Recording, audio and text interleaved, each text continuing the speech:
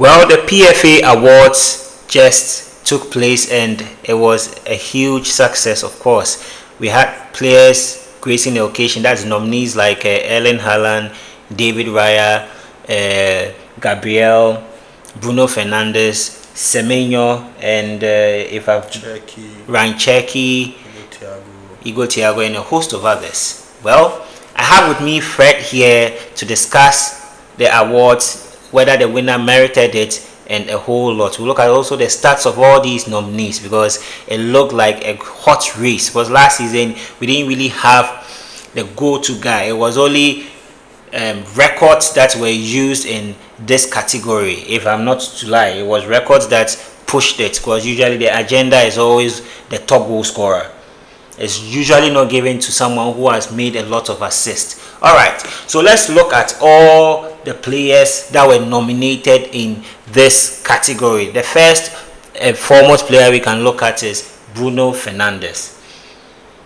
Well, Bruno Fernandes is a Manchester United midfielder who has had an outstanding performance last season. And in last season, if I'm not to lie, he was able to break the Premier League assist record. The Premier League assist record with I think 21 assists, and he had about 9 goals in the Premier League. He had 9 goals and 21 assists. 9 goals and 21 assists. What was the highest assist record that Bruno Fernandes broke? It was 20. It was 20. By who? De Bruyne. By Kevin De Bruyne. So Kevin De Bruyne was the record holder for the most assists in a Premier League calendar, and now Bruno Fernandes was able to break it. But in your own words, without being biased, I know that you're a Manchester United fan. Do you think that he actually merited this award? Oh, of course he did. And why are you saying that? I like Bruno as a player. Some elements of Bruno's game I enjoy, because he likes trying a lot. If he tries 10 times and it doesn't work, he'll keep trying. So last season he was fortunate to have players up front who were good. Okay. Because he had players like Cunha, Mbeumo, Ahmad, Sesko. They did well. They made good use of his assists, his passes. That's why he was able to achieve. Previously, the strikers weren't delivering, but then last season, Cunha scored some number of goals. Mbeumo, Sesko, Dogu, so a whole lot of players contributed. That's why last season was good. Carrick did well last season. The team was, and Bruno is good. Bruno is one of the best players in the league around Europe. So I wasn't surprised. I knew he would do it. Okay, but funny enough, if you are looking at last season, Manchester United had about 2 coaches. That's your sack coach, Amorim, and you had Carrick. So it was like coaches of 2 halves. So the first half, Bruno wasn't delivering. And why do you think in that environment he wasn't delivering? With Amorim, yeah. He wasn't delivering that much because he was playing in a deeper role. Amorim was playing 3-4-3, and Bruno was sitting with Casemiro, so he didn't have the chance to do more of the attacking. He was mostly tracking back, sitting, trying to start the play from the back and all. But then when Carrick came and he came back to the 4-2-3-1 system, Bruno had the freedom and the liberty to do what he wants to do. He was given the freedom to roam wherever he wanted to. So the passes were coming from all angles. But then within Amorim's reign, he was restricted. He was playing with Casemiro in the center part of the pitch. So he couldn't do more that he could do. Yeah. But do you think that the Manchester United board were too harsh with Amorim? No. Because he was begging for more time. Begging for what? Because he realized that if I was Ineos, like long would time, have gone, longest time. So the mistake, according to you as a Manchester United fan, the mistake was them giving him a longer extended period, and that's the same mistake they did with Eric Ten Hag. Yes. Because after winning that FA Cup, he should have been sacked. I don't know why they give him another transfer window to spend and buy players that Ten Hag wanted. But then you now sack him. But do you think that Carrick was taken too soon? No, because we realized that they've made a similar mistake with Solskjaer. No, I don't believe it's the same. It's the same thing. It's quite similar, but then Carrick deserved everything that he's getting right now. Carrick because from the position that we were with Amorim and where Carrick took the team and took us to, no, he deserved it. But don't you think that usually when they give interim coaches this kind of liberty with no ambition or there's no particular cutoff point, they feel extra motivated to do so because I've given you a job, right? And your job is just to manage it for the period of time whilst I look for another coach. So whether you succeed or not, it doesn't have to warrant you being given an extended period. Don't you think so? No, I don't think so. I believe if you are good, it will show. If you are not good, it will show. Because if, let's say, because you're an interim coach and you're not given any targets, you're able to deliver, I don't believe that really like stands. I believe if you are good, you should be given the chance. Should be given the chance. Because I feel that actually Man United is supposed to build a project on a serial winner because of the longer spells you guys have had without a trophy, with bad signings. Please, we've had trophies. Oh, that's why I said League and EPL. That's why I said longer spells. Without EPL and without Champions League. EPL and Champions League and Carabao Cup. We've been winning that. Carabao Cup. When was the last time you won it? 2 seasons ago. 2 seasons ago. Yeah. Are you sure? Yeah. Are you 2 sure? seasons. Ten Hag won Carabao. The following, he won FA. Previously, Mourinho won Europa. We've been winning those cups. No, it's just about Mourinho left about 6 seasons ago because Mourinho came before Solskjaer. Then you had that your interim coach. I've forgotten his name. The Austria coach.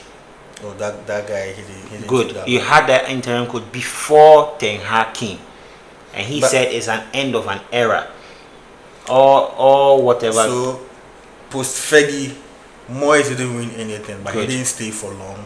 But at least he had Van Gaal one and a half. He had 1.5. Van Gaal had 2 seasons. And he won. He won the FA Cup. Okay. And he left.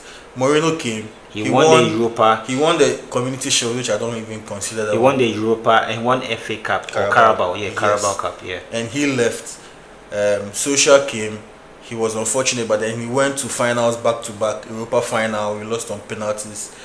Then he went to Champions League quarterfinals, and he didn't win.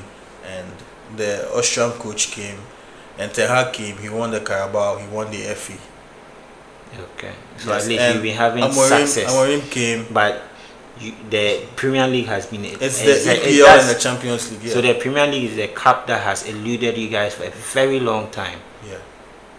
And, we are And are you proud of your season. team? Oh, You're yes, I'm winning proud. this season with Yeah. this start. All right. We've just played one match. All right. So in my opinion, I feel that Bruno Fernandes actually deserves it because he started his brilliant run at the second end of the Premier League half or the Premier League calendar, which was impressive. Yeah. Because if the first half you were, The first half wasn't bad, but it wasn't bad, but it wasn't good because you guys were out of almost all the domestic trophies. So that's why it made it look like it's amplified how bad the situation was. Because come on, you are not playing FA Cup, you are not playing Carabao Cup, yet still you are still losing matches. You can have about 6 days rest, and you come on your 7th day and you lose a match or you draw a match continuously, consecutively. Yeah, and Amorim, so that's why he was sacked. Yet he scored you with a friendly. Yeah. Okay. Oh, but he will do all in Italy because that league, they do all mostly on tactics. But EPL is more of running. So that's they wouldn't intensity, allow, physicality. they wouldn't Okay. allow you to do what you want to do. All right. So the second nominee, we've spoken about Bruno Fernandes. If you just tuned in or you're just watching, Bruno Fernandes was a winner for the PFA, and we all agree here that he actually deserved it. With 21 assists, that means that he has broken the assist record with 21 assists and 9 goals. Yeah. totaling a number of 30 goal contribution, which is his all-time high. 30 goal contribution, that is all-time high. So Bruno Fernandes is the PFA Player of the Year. But let's quickly look at some of the honors he has won this season, or last season, sorry. He actually won the FWA Footballer of the Year. He also won the Premier League Player of the Season. It's different from the PFA Player of the Season. And he actually won the Premier League Playmaker of the Season. That's quite interesting. Winning the Premier League Player of the Season, winning the Premier League Playmaker of the Season, and actually winning the FWA Player of the Season, then coming to win the PFA Player of the Season. He won almost everything. Yeah, he won almost everything, because I quite remember that Mohamed Saleh's time, when he won the PFA Player of the Season, he won the FWA Player of the Season, he won the Premier League Player of the Season, but to win the Playmaker, so that stands him out. It's a standout performance. Yeah. In my opinion, it's a standout performance. Yeah, he deserved it. Oh, he did deserve it. Yeah, This is one of the few times I've actually agreed with the Manchester United fan. But if he comes to your team, he'll start. I'm not going to say anything. Why is Omo better than Bruno? I'm not going to say anything. Masa. I'm not going to say anything. Alright, so let's look at Gabriel's stats. Okay, so he actually had 3 goals and 4 assists. Well, we know that with defenders, we don't usually look at their goals and their assists. So we are going to look at the number of clean sheets that he had in the Premier League. He had 17 clean sheets. 17 clean sheets. That's quite impressive. So when I look at the list, the PFA 11, Arsenal dominated. They had 5 players. Yeah. City was the second, yeah, 4 players. Then you have Manchester United. Then you have Brentford. You go Thiago. And considering the Arsenal players that were in the 11, majority were from the defense. Because it was actually the defense that won them last the league. season, the defense won them the league. Yeah. They were very tight. They were very good at the back. And it's actually the defense that even pushed them to the Champions League final. So Raya, Timber, Saliba, Gabriel, and O'Reilly. In the middle, you have Declan Rice. Yeah. So those are the 5 players that's now had in that 11. And you know, their defense was crazy. So it tells you. So they deserved everything. So it tells you a lot about them going forward than defending. Because if most of your best players are defensive, that means going forward they were not as good as defending, because it got to some time Arsenal were lacking in the goal scoring category. It was the defenders that were actually pulled, they were bringing them out of such situations.